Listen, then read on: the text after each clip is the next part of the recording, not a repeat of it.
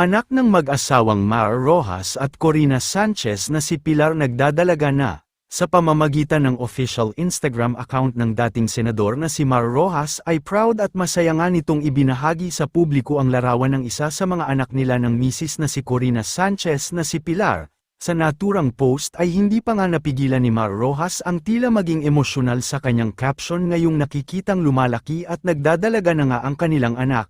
Sa larawan ay makikita kasi si Pilar na super pretty sa kanyang suot na white satin dress na talaga nga namang bagay na bagay sa kanya. Makikita din sa larawan ang messy hair look nito na nakapagdagdag pa ng aura nito na parang isang dalaga na nga.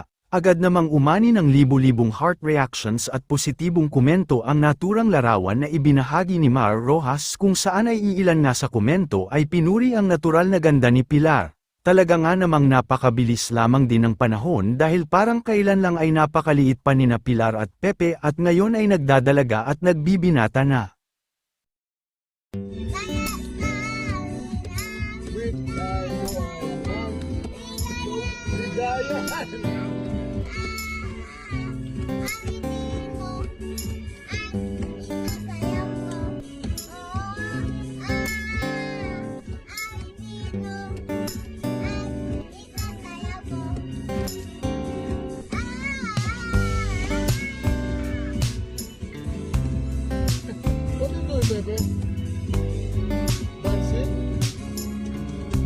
So, naisaulo mo na ba, Pilar, ang aking tungkulin? Opo. Sige nga. Aking tungkulin. May tungkulin ako, batang Pilipino, sa sarili, sa tahanan, sa paaralan at sa pamayanan. Aking gagawin, hindi lilinutin, pagkat ako'y pag-asa ng bayang sinisinta. Aba!